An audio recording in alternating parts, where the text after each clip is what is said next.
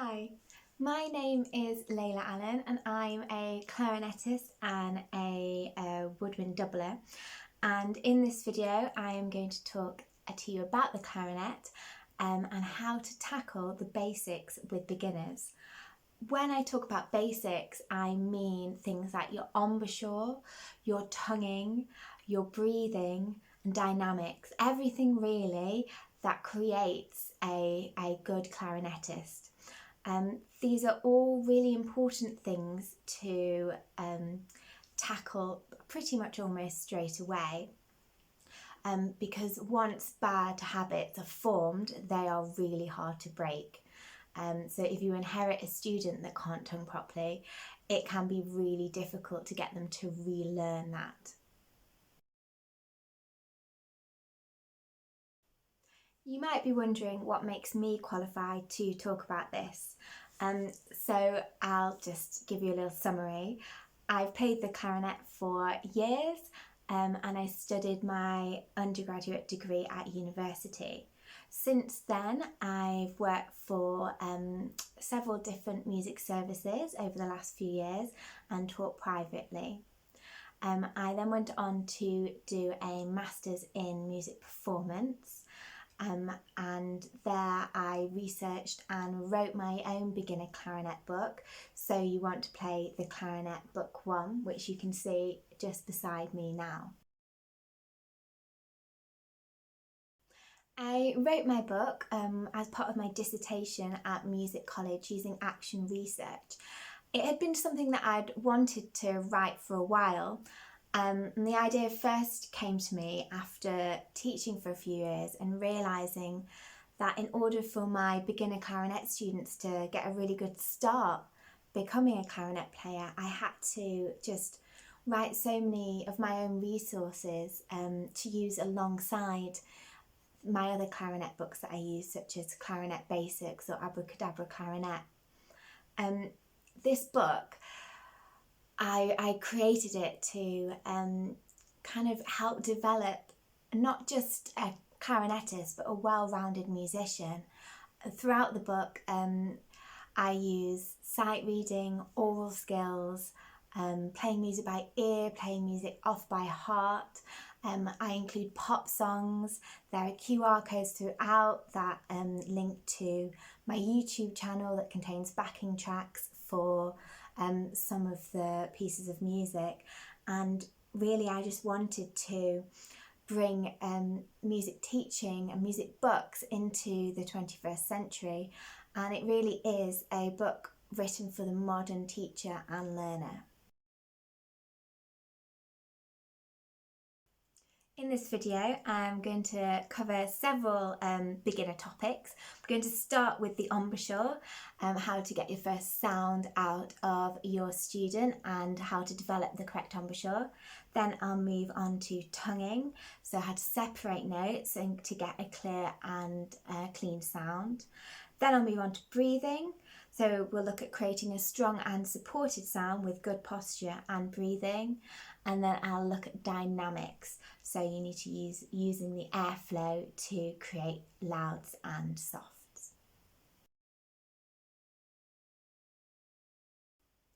The embouchure is super important because if you have an incorrect or a loose embouchure, it can cause major intonation issues and you could be playing a semitone out of tune.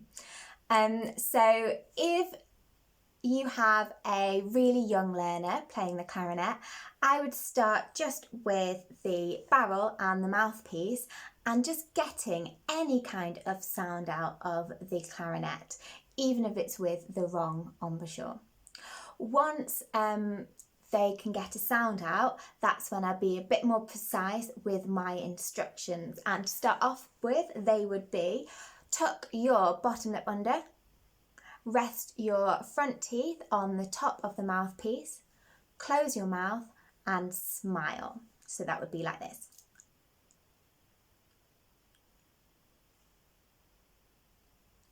It's really important, I find, to add this smile instruction in because if you're smiling, you're engaging your muscles right here, and that means you're not going to puff out your cheeks and get big hamster cheeks.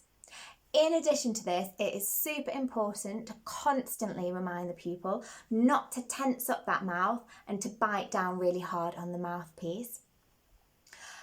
Also, the metaphor of using an elastic band can be really good, and that really demonstrates how there needs to be equal pressure around the mouthpiece to create an airtight seal.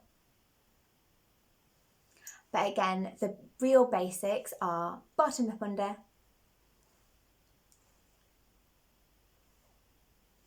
and really smile or make an E shape so you don't get puffing out hamster cheeks. Tonguing is incredibly important on the clarinet as it's what helps to create a really clean and clear sound.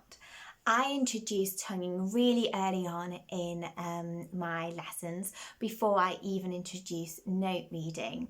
And that's because if bad habits are formed, they're really hard to break. So I start off by explaining in a way and comparing it to saying t. So your tongue does a similar movement as when you say t. Basically, the tip of your tongue goes on the tip of your reed. You blow and then you pull your tongue off to get a sound. I would then make sure that they're using the correct part of their tongue and the correct part of the reed. So you want to either use the very tip of the tongue on the very tip of the reed, or slightly down from the tip of the tongue and slightly down from the tip of the reed. In addition to one of those methods, you should also talk about the following things. So you only really want a very small amount of tongue to have contact with the reed. The tongue's movement needs to be small and light, and the tongue should feel really relaxed. When your tongue's not used, it should just rest at the bottom of your mouth. Again, when I introduce tonguing, I focus just with it, the barrel and the mouthpiece, so they don't have to think about hand positions, they don't have to think about different notes. It is all about getting that movement. So I get them to try the ta or t sound, or the t sound, just without the clarinet, for instance, t, t, t, and then I get them to try it with the clarinet, mouthpiece and barrel, and would do some call and response. After that, I would move on to playing with the clarinet together.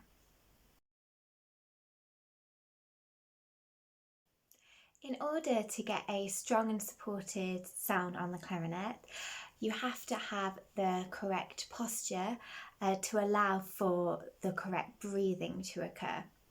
So a comfortable, relaxed, correct posture allows for that correct breathing, whereas a tense, unbalanced, incorrect posture can cause discomfort, breathing issues, and potential physical problems.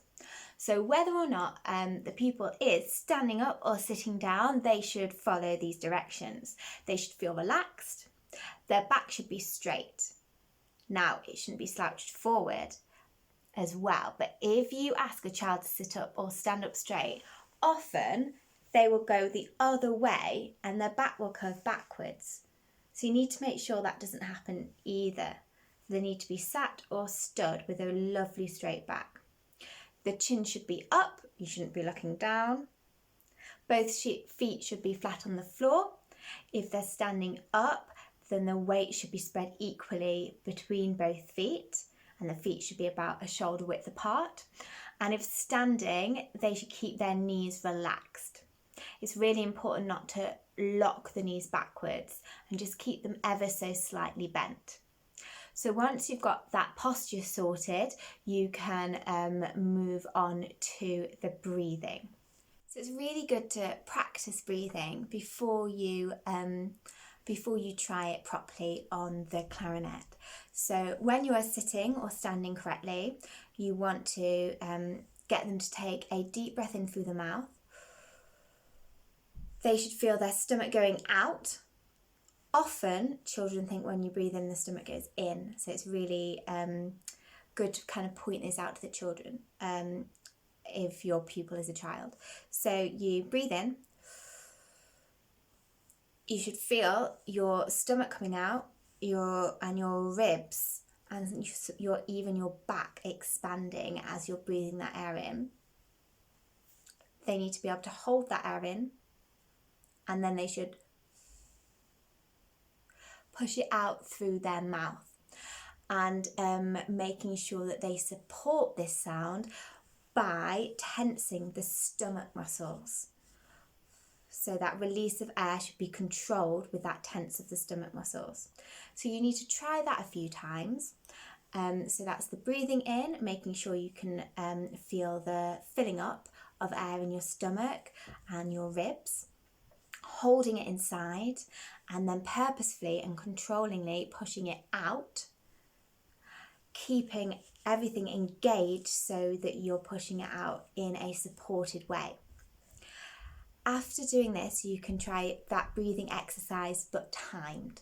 So you'll want to breathe in for 4, hold for 4, breathe out for 4.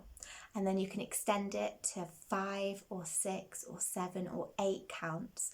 Always making sure when you're breathing in over those full amount of counts, really slowly and in a really controlled manner. And then when you're blowing the air out, you're doing it in the same way in a really controlled manner. So the purpose of that exercise is to teach the student to inhale fully and control that air release, making sure that they have a really good posture. Also making sure that the shoulders are staying down and that they're staying relatively relaxed and nothing is tensing up with that breathing. You can then practice that same exercise, but this time instead of just blowing outwards, you can play an E on your clarinet. So it would be breathe in for 4, hold for 4, and then play an E for 4. And then you can do that again with 5, 6, 7 or 8 counts. It's important to point out that the tongue should be placed on the reed and the air pressure built up behind the tongue. Then the air should be released by removing the tongue from the reed and therefore creating that first note. After they've managed to do this within the exercise of 4, 5, 6, 7, 8 counts, the next step is to be able to take a full breath with a very quick inhalation instead of a long one, and you can practice this skill and hone it in within the context of musical exercises.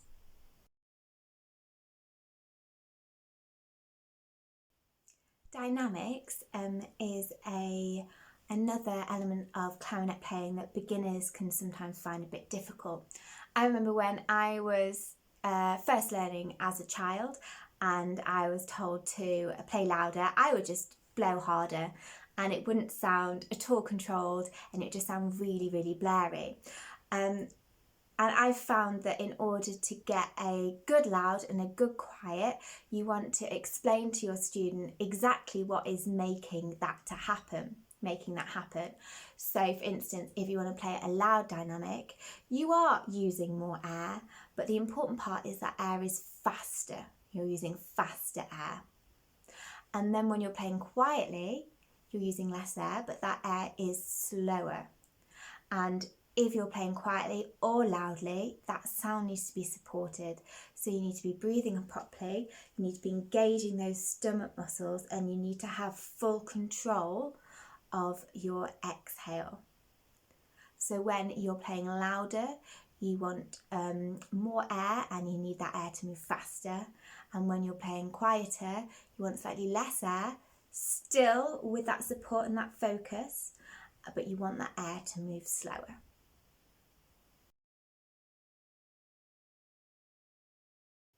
I hope you found my video really helpful. If you have any questions at all or you want to get in contact with me, feel free to email me at leilaallenwoodwind@gmail.com. I also have a YouTube channel, Layla Allen Woodwind, and Instagram, which is Layla Allen Woodwind. If you want to find out a little bit more about my book, which is So You Want to Play the Clarinet Book 1, you can visit my website, which is, you guessed it, laylaallenwoodwind.com. Just to kind of give it another little bit of an advertisement, my book contains oral skills exercises. It contains backing tracks you can slow down, QR codes to the backing tracks on YouTube channels, which also have instructional videos on it, and a teacher insert which has the duets, the piano parts, and it has little hints and tips at how to tackle basics with beginners. Thanks for listening, guys.